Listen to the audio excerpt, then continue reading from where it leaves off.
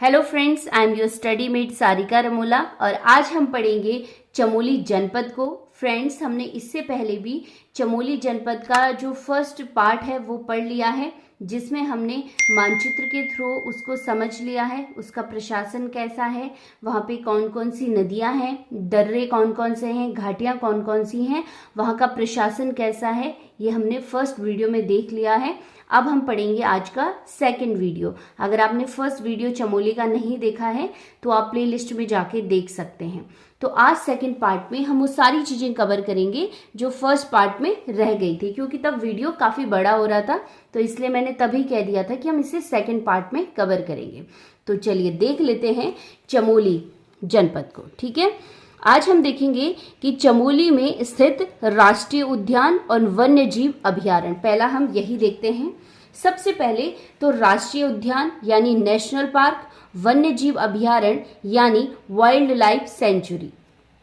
ठीक है, तो पहले मैं इसमें आपको बेसिक डिफरेंस बता दूं कि जो राष्ट्रीय उद्यान होते हैं, नेशनल पार्क होते हैं, वो ऐसे क्षेत्र या ऐसा एरिया होता है जो रेस्ट्रिक्टेड होता है, प्रतिबंधित होता है, वहां पे ऐसे ही कोई भी नहीं जा सकता है। ठीक है, लेकिन जो वन्य जीव अभयारण्य होते हैं, वाइल्ड लाइफ सेंचुरी होती हैं, वो रेस्ट्रिक्टेड एरिया नहीं होते हैं। वहां पे जो स्थानीय लोग हैं जिनका जीवन यापन उन जंगलों से या उस एरिया पे डिपेंडेंट है, वो लोग वहां पे जा सकते हैं, चाहे वो अपने जानवरों के लिए घास चारा जो भी लाते हैं, लकड़ियां जंगल से, वो जा सकते हैं। कहाँ पे? वन्य जीव अभयारण्य में। ये यहाँ पे इनका बेसिक डिफरेंस है। दूसरा है कि जो राष्ट्रीय उद्यान है उनको आप कभी भी वन्य जीव अभयारण्य में परिवर्तित नहीं कर सकते हैं। ठीक है, ये बहुत इंपॉर्टेंट है कि national park wild life sanctuary में कन्वर्ट नहीं हो सकता है, लेकिन जो वाइल्ड लाइफ सेंचुरी है इसको हम नेशनल पार्क में कन्वर्ट कर सकते हैं। तो ये मेजर डिफरेंस है। सबसे पहले जो हम देखेंगे राष्ट्रीय उद्यान चमोली का, वो है फूलों की घाटी। नाम आप सबने सुना होगा, कौन सा? फूलों की घाटी। फूलों की घाटी को वैली ऑफ फ्लावर भी कहते हैं। ठीक है, valley of flower national park. अब मैंने फूलों की घाटी से रिलेटेड बहुत सारी चीजें यहाँ पे लिखी हैं, तो आप लोग इसको ये ना समझिएगा कि बहुत सारी चीजें हैं, क्योंकि आप पिछले क्वेश्चन पेपर को अगर उठा के देखते हैं तो ये सारे क्वेश्चन यहाँ से पूछे गए हैं। कभी अल्टरनेट पूछे जाते हैं, कभी कोई क्वेश्चन कभी कोई क्वेश्चन, तो हमें पढ़ना सभी होता है। ठीक है, जो जो इम्पोर्टेंट है।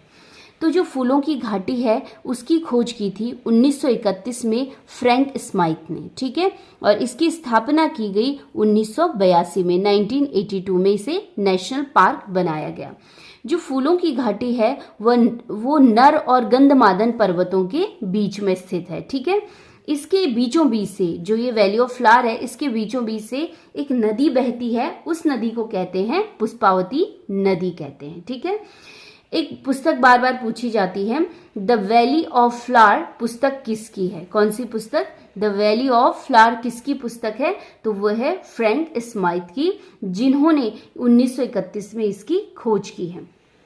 अब बहुत इंपॉर्टेंट क्वेश्चन आता है कि यूनेस्को ने वैली ऑफ फ्लावर को विश्व धरोहर में कब शामिल किया? तो 14 जुलाई 2005 को यूनेस्को ने इसे विश्व धरोहर में शामिल किया। ठीक है, इसे बहुत इंपॉर्टेंट है, ध्यान दीजिएगा इस पे। यूनेस्को की फुल फॉर्म है united nation educational scientific and cultural organisation. ठीक है, ये इसकी फुल फॉर्म है, और इसने क्या किया है? इसे विश्व धरोहर में शामिल किया है।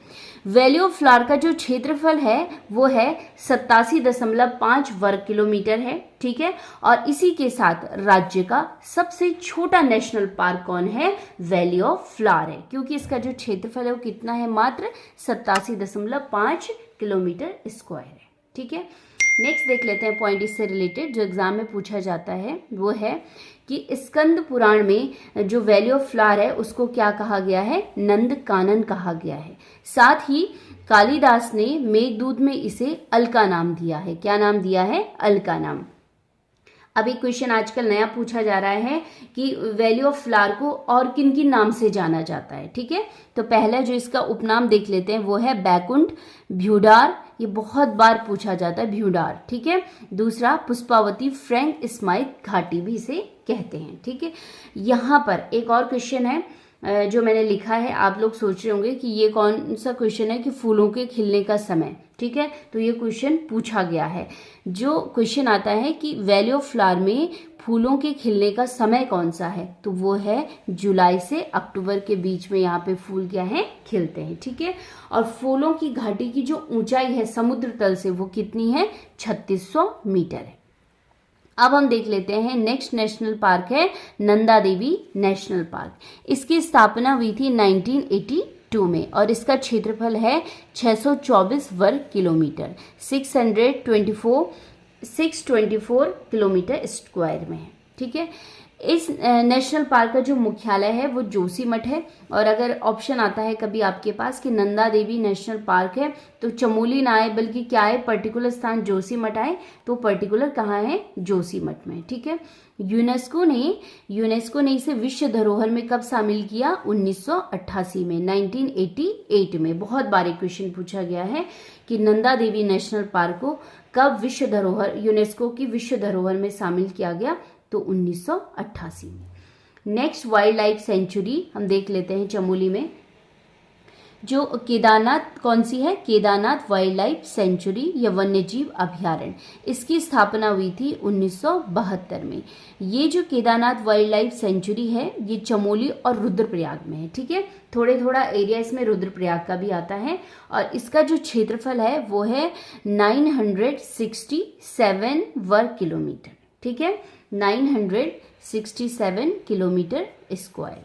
और इसी के साथ ये उत्तराखंड का सबसे बड़ा वन्यजीव अभ्यारण्य है, क्योंकि इसका एरिया आप देख रहे हैं, क्षेत्रफल ज्यादा है, ठीक है। तो ये थे चमोली में 2 नेशनल पार्क हो गए, कौन कौन से, एक फूलों की घाटी, दूसरा नंदा देवी। और वाइल्ड लाइफ सेंचुरी कौन सी है, Kedarnath wild life sanctuary.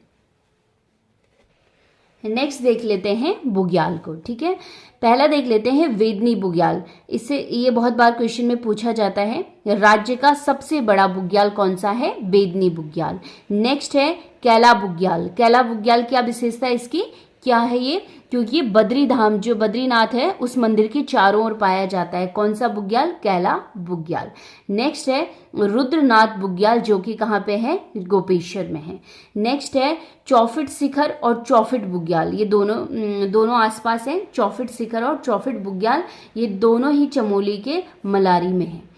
Next है हुणिया बुग्याल। जो हुणिया बुग्याल है वो वसुंधरा प्रपात के पास है, जो वसुंधरा वाटरफॉल है माणा गांव के पास में है ये, और किस नदी पे, अलकनंदा नदी पे। और इसकी ऊंचाई कितनी है, 112 मीटर, हमने पिछली वीडियो में भी पढ़ा था। नेक्स्ट है औली गुसरो, जो बुग्याल है वो कहाँ पे है, हाथी पर्वत के पास है, ठीक है। तो ये है बुग्याल। नेक्स्ट आ जाते हैं वन आंदोलन पे, ठीक है। वन आंदोलनों की बात हो और चिपको आंदोलन ना आए, ऐसा हो ही नहीं सकता है, ठीक है। वन आंदोलन जितने भी किए गए हैं वो किए गए हैं वनों के संरक्षण के लिए। किसके लिए, वनों को प्रोटेक्ट करने के लिए, फॉरेस्ट को। तो ऐसा ही पहला जो वन आंदोलन है वो है चिपको आंदोलन। कौन सा है, चिपको आंदोलन। चिपको आंदोलन में ये होता है कि 1973-74 के बीच में चमोली के रैणी गांव में, उसके आसपास के जो जंगल थे चमोली के रैणी गांव के आसपास, वहां पर वन विभाग ने कहा कि वो वहां के जंगलों को काटेंगे वहां के विकास के लिए और उन लकड़ियों का उपयोग अन्य चीजों में करेंगे। लेकिन वहां की जो स्थानीय महिलाएं थी, स्थानीय लोग थे, इन्होंने इसका विरोध प्रकट किया। बहुत टाइम तक इसका विरोध प्रकट करते रहे, लेकिन वन विभाग ने इनकी बात नहीं सुनी। बाद में जब वो जंगल काटने के लिए लोग आए वन विभाग से, तो इसकी प्रणेता रही हैं गौरा देवी। स्टार्ट किसने किया, गौरा देवी। और गांव की जो 21 महिलाएं हैं, आसपास की जो 21 महिलाएं थी, गौरा देवी के साथ आती हैं और वनों को रक्षा सूत्र की तरह उस पर चिपक जाती हैं और वनों को नहीं काटने देती हैं, ठीक है। वनों को नहीं काटने देती हैं। बहुत दिन तक ये ऐसे ही रहती हैं और थक हार कर जो वन विभाग के लोग हैं उन्हें वापस जाना पड़ता है। तो यही है चिपको आंदोलन। इसका उद्देश्य क्या था, वनों की जो अवैध कटाई है उस पर रोक लगाना। स्टार्ट किसने किया, गौरा देवी ने, ठीक है। कहाँ से, चमोली के रैणी गांव से 1974 में, ठीक है। इस आंदोलन को, जो चिपको आंदोलन है, इसको विश्व प्रसिद्धि दी थी सुंदरलाल बहुगुणा और चंडी प्रसाद भट्ट ने इसको विश्व प्रसिद्धि दी थी। विश्व के सामने लेके गए थे इस आंदोलन को कौन? सुंदरलाल बहुगुणा और चंडी प्रसाद भट्ट। इन्होंने इसको वैश्विक बना दिया, ठीक है। और साथ ही पूरे हिमालय के संरक्षण के लिए इन्होंने नारा दिया कि हिमालय बचाओ देश बचाओ, ठीक है। जब हिमालय और उसके जंगल बचे रहेंगे तभी क्या है, देश बचा रहेगा। 1977 में क्या होता है कि चिपको आंदोलन की जो महिलाएं हैं वो एक नारा देती हैं। वो नारा था, क्या है इस जंगल के उपकार, मिट्टी पानी और बयार, जिंदा रहने का अधिकार। कई बार एग्जाम में ये पूरा कोटेशन आता है, ये नारा पूछा जाता है कि ये किस वन आंदोलन का नारा है। तो किसका है? चिपको आंदोलन का। और चिपको आंदोलन की जो वुमेन थी उन्हीं के द्वारा इसको दिया गया, ठीक है। नेक्स्ट वन आंदोलन आ जाता है मैती आंदोलन। जो मैती आंदोलन है इसकी शुरुआत की थी 1996 में जीआईसी ग्वालदम के एक शिक्षक थे मिस्टर कल्याण सिंह रावत। इन्होंने इसको प्रारंभ किया है और मैती आंदोलन में उन्होंने स्टार्ट किया कि जब भी किसी लड़की का विवाह होगा तो वर वधू क्या करेंगे, अपने लड़की के मायके में एक पौधा रोपण करेंगे और उसकी रक्षा कौन करेगा? लड़की के मायके वाले करेंगे, ठीक है। तो वनों की संरक्षण के लिए है, इसीलिए इसको क्या नाम दे दिया गया? मैती आंदोलन। नेक्स्ट आंदोलन है झपटो छीनो आंदोलन, ठीक है। ये भी कहाँ का है? चमोली का है। और इसका उद्देश्य था कि नंदा देवी नेशनल पार्क का जो मैनेजमेंट है, प्रबंधन है, वो ग्रामीण लोगों को दिया जाए, ठीक है। जो वहाँ के लोकल लोग हैं वही यहाँ का क्या करेंगे? मैनेजमेंट देखेंगे। किसका? नंदा देवी नेशनल पार्क का। इन्होंने आंदोलन किया 21 जून 1998 को, जब इन्होंने अपने सारे जो गाय और जितने भी इनके जानवर थे वो सब इन्होंने नेशनल पार्क में छोड़ दिए विरोध करने के लिए कि इसका जो प्रबंधन है वो स्थानीय लोगों को ही दिया जाए। कब किया गया ये आंदोलन? 1998 में। नेक्स्ट है नंदा राजात यात्रा। जो नंदा राजात यात्रा है इसका मैंने एक अलग सा वीडियो बनाया है, अगर आपने वो नहीं देखा है तो आई बटन से देख सकते हैं या प्ले लिस्ट में जाके भी आप इसे देख सकते हैं, ठीक है। तो हम नंदा राजात यहाँ नहीं पढ़ेंगे क्योंकि हमने एक अलग से वीडियो में उसे पढ़ लिया है। नेक्स्ट आ जाता है रम्याण उत्सव, ठीक है। रम्याण उत्सव, इसकी खासियत यह है कि जो रम्याण उत्सव है यहाँ पर माल मल्ल युद्ध किया जाता है। क्या किया जाता है? इस युद्ध में माल मल्ल युद्ध किया जाता है और दर्शाया जाता है कि स्थानीय लोगों और गोरखाओं के बीच जो युद्ध लड़ा गया वो किस प्रकार युद्ध लड़ा गया, ठीक है। तो वो माल मल्ल युद्ध के थ्रू उसको दिखाते हैं वो लोग। और कहाँ पे होता है ये? चमोली के जोशीमठ ब्लॉक में सलूड़ गांव में, ठीक है। यहाँ से क्वेश्चन पूछा जाता है, कौन से गांव से? सलूड़ गांव से। और किस महीने में आयोजित किया जाता है? अप्रैल महीने में। इस महोत्सव के लिए 11 से 13 दिनों का समय लगता है और इसमें जो पात्र होते हैं वो मुखौटे पहन के इसमें नृत्य करते हैं, ठीक है। चाहे वो रामायण के कुछ प्रसंगों को दिखाना हो या स्थानीय लोगों और गोरखाओं के बीच के युद्ध को दिखाना हो, ये सब किससे करते हैं? वो मुखौटे पहन के। तो इसमें वो अलग अलग 18 प्रकार के मुखौटों को लगाकर नृत्य करते हैं। साथ ही इसमें जो वाद्य यंत्र का प्रयोग किया जाता है वो ढोल दमाऊ है इसका, ठीक है। क्या है? ढोल दमाऊ। अब आप देखिए, बहुत इंपॉर्टेंट क्वेश्चन यहाँ से पूछा जाता है कि रम्याण को यूनेस्को की विश्व धरोहर में कब शामिल किया गया? तो ये किया गया 2 अक्टूबर 2009 को। ध्यान से डेट को आप याद कर लीजिए, 2 अक्टूबर 2009 को विश्व धरोहर में इसे शामिल किया गया। इसको विश्व प्रसिद्धि, अब ये जो उत्सव है इसको विश्व प्रसिद्धि किसने दिलवाई? तो वो दिलवाई है कुशल सिंह भंडारी ने। किसने दिलवाई है? कुशल सिंह भंडारी ने, ठीक है।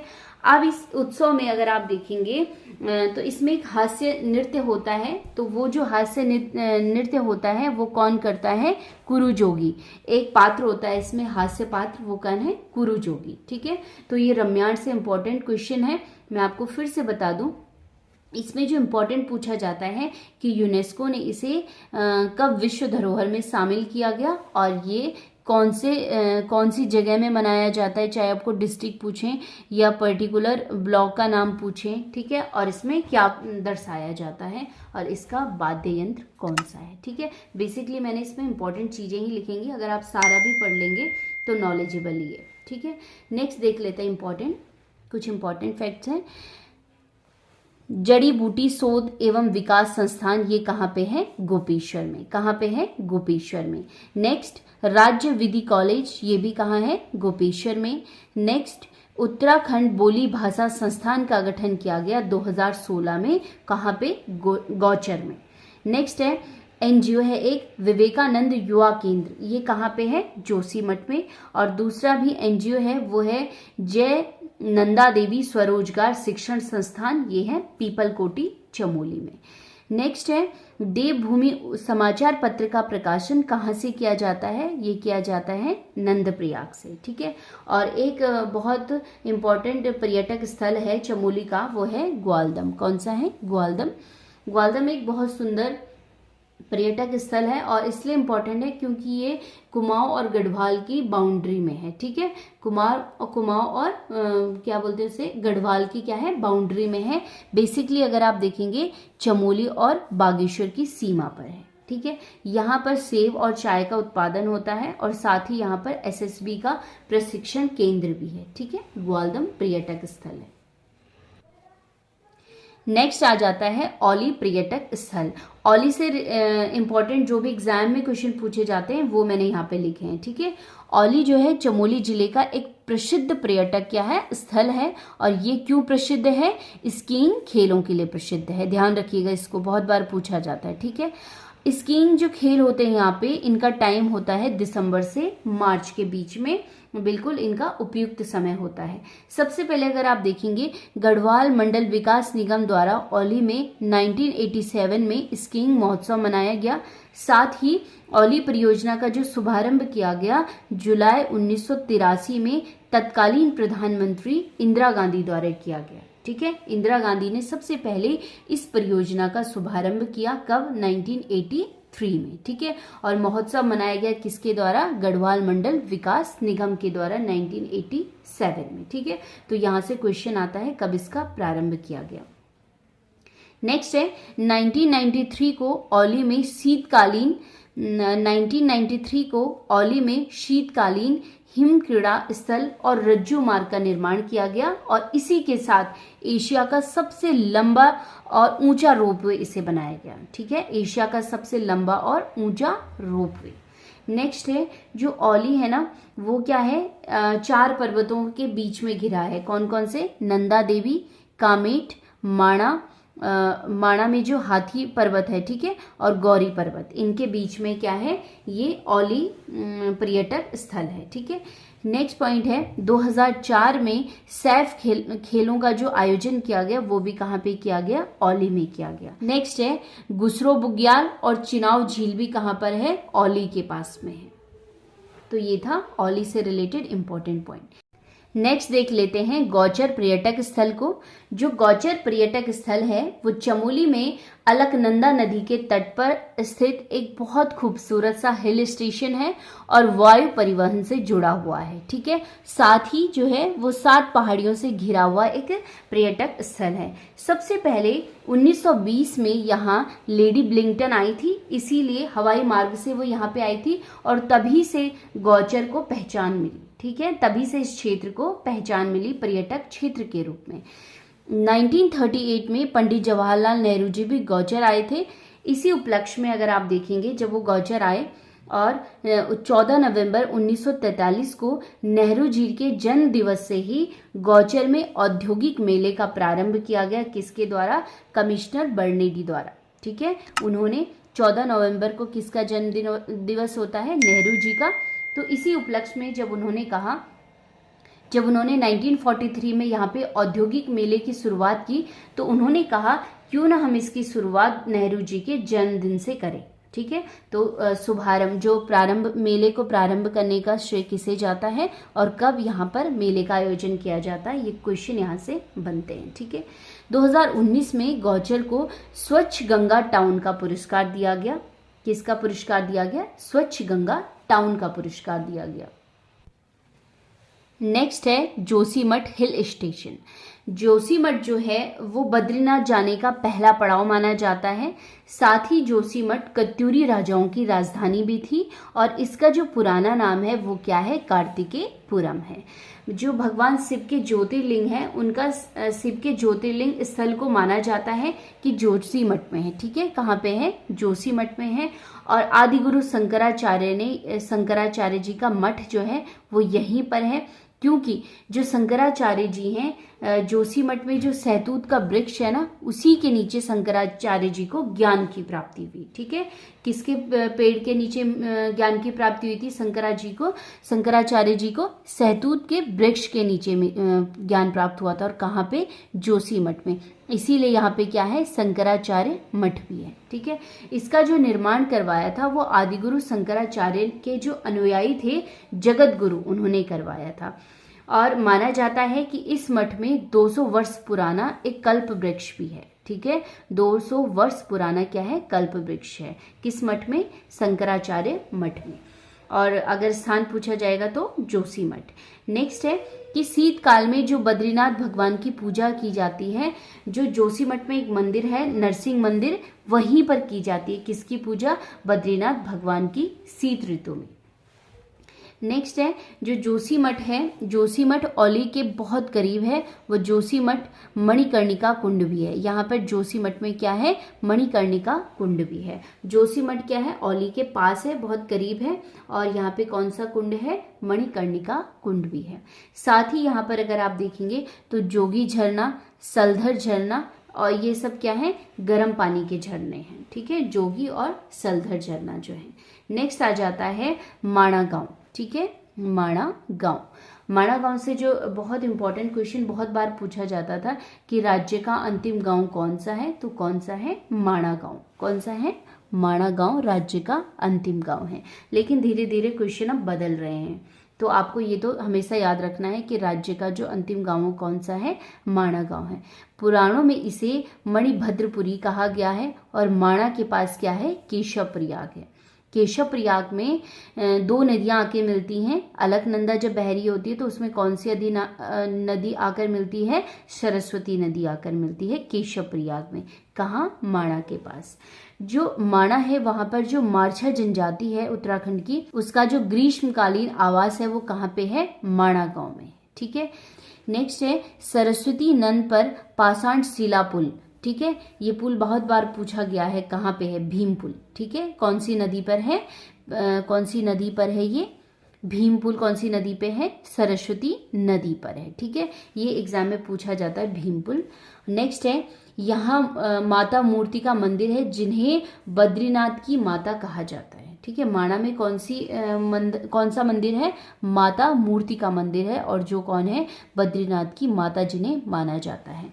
साथ ही माणा के पास नीलकंठ चोटी है जिसे गढ़वाल की रानी के नाम से जाना जाता है। तो ये कुछ नए पॉइंट है जो माणा से रिलेटेड है और क्वेश्चन में कुछ पूछे जाते हैं, कुछ पूछे जा सकते हैं, इसलिए भी हमने इसको यहाँ पे तैयार किया है। नेक्स्ट है चमोली जनपद के प्रसिद्ध व्यक्ति कौन कौन से हैं, वो हम देख लेते हैं। फर्स्ट देख लेते हैं जो पर्यावरणविद थे चंडी प्रसाद भट्ट, इनका संबंध भी कहाँ है, चमोली के गोपेश्वर से। नेक्स्ट गौरा देवी, चिपको वुमेन इन्हें कहा जाता है और चमोली के रैणी गांव से संबंधित हैं। Next Darwan Singh Negi, first world war में जब ये फ्रांस में तैनात थे और ये प्रथम उत्तराखंडी हैं जिन्हें विक्टोरिया क्रॉस प्राप्त दिया गया। ठीक है, ये याद रखिएगा, जो दरवान सिंह नेगी हैं ये पहले उत्तराखंडी हैं जिन्हें विक्टोरियल क्रॉस दिया गया। ठीक है, नेक्स्ट है रूपा देवी। रूपा देवी को मदर टेरेसा कहा जाता है, मदर टेरेसा ऑफ बुग्याल कहा जाता है। ठीक है, बुग्यालों की मदर टेरेसा कहा जाता है। नेक्स्ट है भवानी दत्त जोशी। ये भवानी दत्त जोशी जो थे वो ऑपरेशन ब्लू स्टार में शहीद हुए थे और इन्हें अशोक चक्र दिया गया था। किसे, भवानी दत्त जोशी को। नेक्स्ट है परिमार्जन नेगी। जो परिमार्जन नेगी हैं वो एक शतरंज खिलाड़ी हैं और सबसे कम उम्र के ग्रैंड इंटरनेशनल मास्टर हैं और इन्हें 2010 में अर्जुन पुरस्कार दिया गया। ठीक है। क्वेश्चन बनता है कि जो परिमार्जन नेगी किस खेल से संबंधित है, तो क्या है, शतरंज है, और इन्हें 2010 में अर्जुन पुरस्कार दिया गया। ठीक है। नेक्स्ट है बैरिस्टर मुकुंदी लाल। नेक्स्ट कौन से हैं, बैरिस्टर मुकुंदी लाल। इनका जन्म हुआ था 1885 में चमोली में। ठीक है, 1885 में चमोली में। और प्रसिद्धि क्या है कि मौला राम के चित्रों को प्रसिद्धि किसने दिलवाई थी, मुकुंदी लाल ने दिलवाई थी। कोटद्वार में मुकुंदी लाल के घर को क्या कहा जाता है, भारती भवन के नाम से जाना जाता है। साथ ही जो तरुण कुमाऊं पत्रिका का संपादन है वो लैंसडाउन से इन्होंने किया था। और 1938 में जो नरेंद्र शाह थे टिहरी के, उन्होंने मुकुंदी लाल को टिहरी हाई कोर्ट का न्यायाधीश बनाया था। ठीक है, टिहरी हाई कोर्ट का क्या बनाया था, न्यायाधीश बनाया था। आगे चल के जब वीर चंद्र सिंह गढ़वाली हैं, उनका जो केस लड़ा था वो भी किसने लड़ा था, मुकुंदी लाल ने लड़ा था। ठीक है। नेक्स्ट है 1923 और 26 में स्वराज दल से इन्होंने टिकट लिया था और चुनाव भी जीता था। किसने, बैरिस्टर मुकुंदी लाल ने। नेक्स्ट है गढ़वाल पेंटिंग पुस्तक का जो प्रकाशन किया गया वो 1969 में हुआ था। और अंतिम है यहाँ पे जो प्रसिद्ध व्यक्ति हैं चमोली के, वो हैं अनुसुईया प्रसाद बहुगुणा। अनुसुईया प्रसाद बहुगुणा, उनका जो उपनाम है वो है गढ़ केशरी। क्या है, गढ़ केशरी के नाम से उन्हें जाना जाता है। इनका जन्म 1864 में चमोली में हुआ था और 1918 में इन्होंने गढ़वाल कांग्रेस की स्थापना की थी। साथ ही 1919 में जब ये कांग्रेस का वार्षिक अधिवेशन हो रहा था अमृतसर में, तो इसमें ये मुकुंदी लाल के साथ गए थे। ठीक है, मुकुंदी लाल के साथ कौन गए थे, अनुसुईया प्रसाद बहुगुणा अधिवेशन में भाग लेने के लिए। ठीक है। 1921 में गढ़वाल नव युवक सम्मेलन संगठन की स्थापना भी किसने की, अनुसुईया प्रसाद बहुगुणा जी ने। तो ये प्रमुख व्यक्ति थे चमोली जनपद के। नेक्स्ट है चमोली जनपद के फेमस मंदिर, हम देख लेते हैं प्रसिद्ध मंदिरों को। सबसे पहले बद्रीनाथ मंदिर को देख लेते हैं। मंदिर वाला जो टॉपिक होगा, मैंने केदारनाथ वाले मंदिर में भी बोला था, हम उसको अलग से पढ़ेंगे डिटेल में, लेकिन चमोली जनपद के नाते हम यहाँ पे बेसिक चीजें यहाँ पे देख लेते हैं इस मंदिर से रिलेटेड। जो बद्रीनाथ मंदिर है वो विशाल बद्री भी उन्हें कहा जाता है और बद्रीनाथ मंदिर 4 धामों में से एक है। बद्री शब्द का अर्थ होता है भगवान विष्णु से। किससे, भगवान हरि या विष्णु से बद्री का अर्थ होता है। ठीक है, तो बद्रीनाथ मंदिर में भगवान विष्णु की पूजा की जाती है और ये मंदिर कहाँ है, अलकनंदा नदी के तट पर स्थित है। शीतकाल में भगवान बद्रीनाथ की पूजा जोशीमठ के नरसिंह मंदिर में की जाती है। अभी हमने पीछे भी देखा था ये। ठीक है, और जब बद्रीनाथ धाम के कपाट बंद होते हैं तो उस समय वहां पे कढ़ाई उत्सव मनाया जाता है। ठीक है, काफी बार एग्जाम में पूछा जाता है क्वेश्चन, कढ़ाई उत्सव कब मनाया जाता है, जब बद्रीनाथ धाम के कपाट बंद होते हैं। इसके अलावा चमोली में है लवकुश मंदिर, अनसुईया माता मंदिर, बधाड़गढ़ी मंदिर और गोपीनाथ मंदिर, लाटू देवता मंदिर। ये सब कहाँ पे हैं, चमोली में है। ठीक है, तो चमोली जिले से इम्पॉर्टेंट जो क्वेश्चन थे, बेसिक क्वेश्चन जो एग्जाम में आते हैं, वो सब हमने इस वीडियो में कवर कर दिए हैं पार्ट 1 और पार्ट 2 में। और जो अलग अलग टॉपिक चलेंगे, चाहे नेशनल पार्क हो, मंदिर हो, उसमें भी ये रिपीट होंगे। लेकिन आप लोग इन दोनों वीडियो को ध्यान से देखिएगा तो आपको बहुत सारे ऐसे 90% क्वेश्चन ऐसे मिलेंगे जो पिछले एग्जाम में पूछे गए हैं, और कुछ जो मैंने ऐड किए हैं वो आगे पूछे जा सकते हैं जो अपकमिंग एग्जाम होंगे। ठीक है, तो फ्रेंड्स ये था हमारा चमोली जनपद से रिलेटेड इम्पोर्टेंट वीडियो। तो प्लीज़ इसे देखिएगा और आपको पसंद आएगा तो इसे शेयर जरूर कीजिएगा। मिलते हैं हम नेक्स्ट वीडियो में, तब तक के लिए धन्यवाद।